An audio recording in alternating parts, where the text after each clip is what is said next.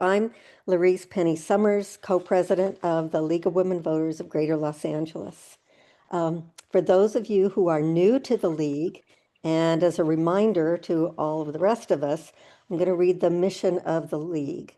The League of Women Voters is a nonpartisan political organization encouraging informed and active participation in government. It helps shape public policy through education and advocacy. The League never supports or opposes any political party or candidate. The League operates at three levels: the local, which is us, state, and national, and we speak with one voice. So that's important to remember as we go through this workshop. The League, that's we, perform two separate distinct roles: voter service, education, and action advocacy. This workshop is presented as part of the voter service education. And we're proud to have a DEI, diversity, equity, and inclusion policy that guides our work. Now, just a brief land acknowledgement before we start our workshop.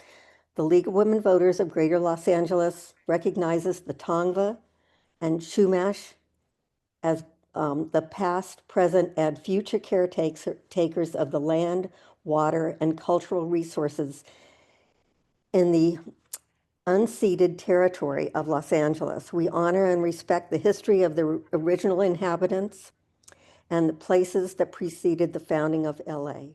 It'll be myself and Mona talking today, and as Penny mentioned as well, we're here with the education wing of the LWV. So we'll just be presenting educational information. We won't be taking a side or supporting any party. We'll be providing arguments for and against Prop 50. And then last thing I'd say on this introductory slide is that League of Women Voters, of course, has the women in the title, but it's welcoming everyone. So if you have people that want to be a part of educating your community about what's on the ballot and what are the important issues, then the League is a nonpartisan organization that can welcome you to help be a part of that. So today we'll be doing pros and cons for this special election that's coming up next month on Proposition 50. This is my slide. Greetings, everybody. Keep in mind that our presentation is an effort to inform, and we will have time for questions and answers. So we're going straight through. Just a little background.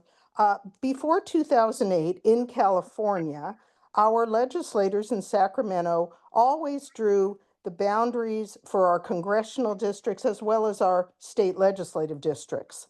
And that is traditional. Most every state, with very few exceptions, has their legislature draw the boundaries for their congressional districts. And frankly, it has been traditionally in every state a gerrymander, which you may recall that word means the manipulation of the redistricting process.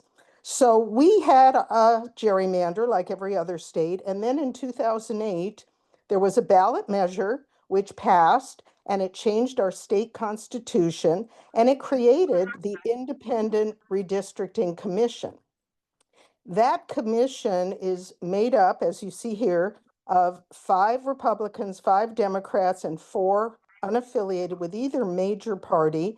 And the people on the commission are chosen in a very non-political way. They are not selected by any elected official. They apply, they go through a very rigorous screening process, and they are selected based on a variety of skills, geographic location, diversity, and so forth. And since the measure passed in 2008, we have had 2 of these commissions, both in 2011 after the 2010 census, and then again in 2021 after the 2020 census. All right. So now that'll take us into what we're going to be voting on, which is Prop 50. And so this is titled the Election Rigging Response Act. And what it would do is authorize temporary changes to the congressional district maps for California in response to Texas's partisan redistricting. It's per the text of the amendment. And what this is a legislative constitutional amendment. So it was a proposed amendment to our state constitution that was proposed by the California state legislature.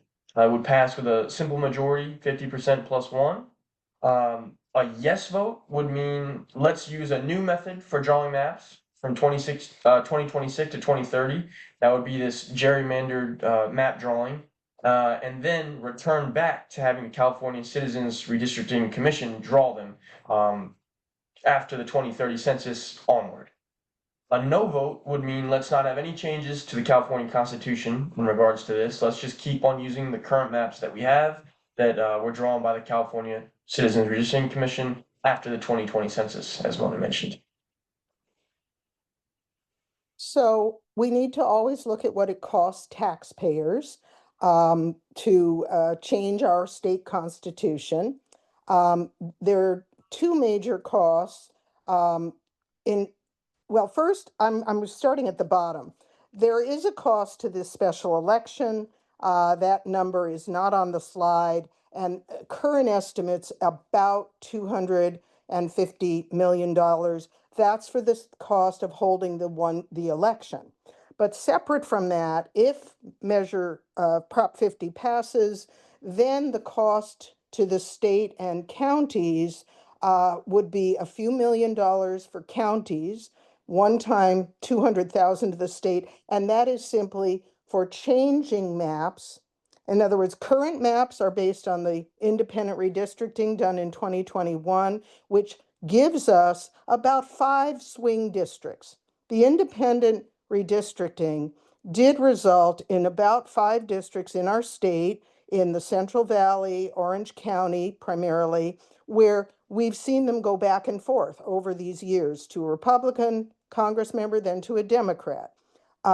That kind of more purple district, if you want to call it, would not exist. And that's where these costs would come in, because everywhere they would have to be drawing new maps based on if Prop 50 passes. And again, it is temporary, so it would change again back to independent redistricting and different maps as of 2030.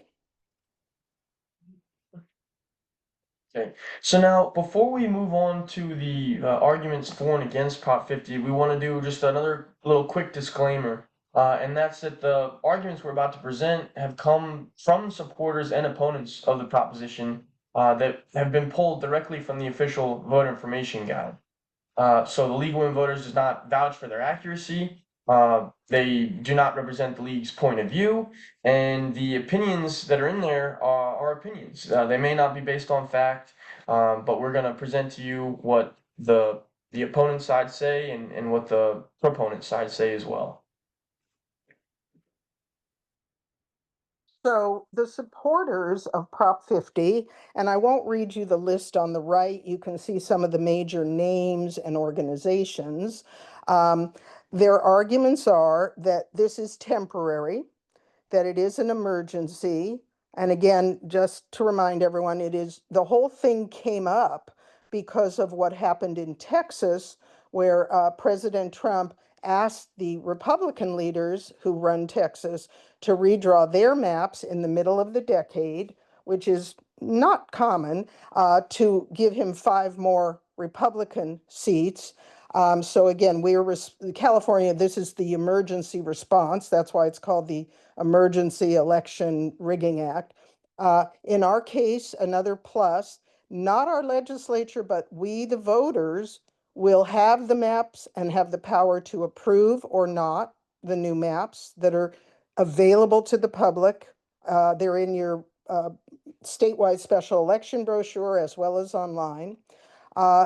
The proponents say this keeps California a leader in protecting national democracy, given, again, the events in Texas, and that it strengthens democracy by making sure that neither party, in this case Republicans, don't have an unfair advantage in Congress. Again, that is based on Texas responding to the president and creating 5 districts, which it is believed will become Republican. Remember, in any case, voters have the final say, and yes, gerrymandering can impact the outcome, no question, but ultimately voters will vote in whichever districts exist, whether it be Texas or California or any other state. Okay, so now we'll move on to the arguments against Prop 50. And so the opponents of Prop 50 say that this proposition is a power grab by politicians, that it would replace the open public process of the Independent Redistricting Commission that's currently in place. They say that it would hurt fair representation and that it would allow politicians to control the district lines for the next few years and could open the door to permanent control. And they'd also cite that, as Mona mentioned, the cost of holding this election has been $200 million or maybe 250. Estimates are still being made more accurate as time goes on. And as well, I won't read the names on the side here, but you can see some of the leaders here that are advocating against Prop 50. You'll see some of these names come up in a moment when we go on to the contributions for and against Prop 50, which we'll cover right now. And I do want to mention that the numbers are a bit of a moving target. We've been updating these almost daily in terms of contributions. Just for some interesting background, on the yes side, first of all, you could see that the yes side has raised quite a bit more than the no side. And it's also very interesting where the money has come from. On the yes side, there are literally thousands of individuals, about 40% of the total yes, and I can't do the math, but you get an idea. It's a big chunk, many millions, about almost $50 million, is in small donations of $100 or less from all over the country. And then of course, you see some big donors here, unions, the governor himself or his PAC. And again, if you want to look at the details, we're going to give you some links to websites that you can look at the list of literally thousands of people donated to yes, particularly. On the no side, there are many fewer individuals, only about 1% of the total, about $8,000 has come in these small contributions. And in fact, as you see, the very biggest donors, the individual biggest is Charles Munger Jr., his 33 million. Some of you may recall that in August, when the legislature had not quite firmed up this ballot measure, you may already have received a mailer saying no gerrymander, and it was paid for by Charles Munger. The Congressional Leadership Fund, of course, is a Republican PAC, and that's the other major donor to the No on 50 campaign. So you'll note that there are those, 5 links here, and then there's also the QR code in the bottom left. If you scan that QR code with your phone or iPad, it'll take you to a document that has all these links easily available to click. So you can click on them that way, or we'll send the slide deck out afterwards and they'll be clickable in that format as well. But I'll talk about some of these real quick. For the Cal Matters Voter Guide and the LAist Voter Guide, these are really useful, nonpartisan sources that will give you, similar information to what we've been presenting today, the arguments for and against, as well as background, if you want to do further reading. And then there's the LWV Education Fund, Easy Voter Guide there as well. And then these two at the bottom are really cool because they'll show you how your district would change if Prop 50 passes. Cal Matters is the first link there. You can actually put in your address and it'll tell you exactly where you are, what your district is, and how it would change.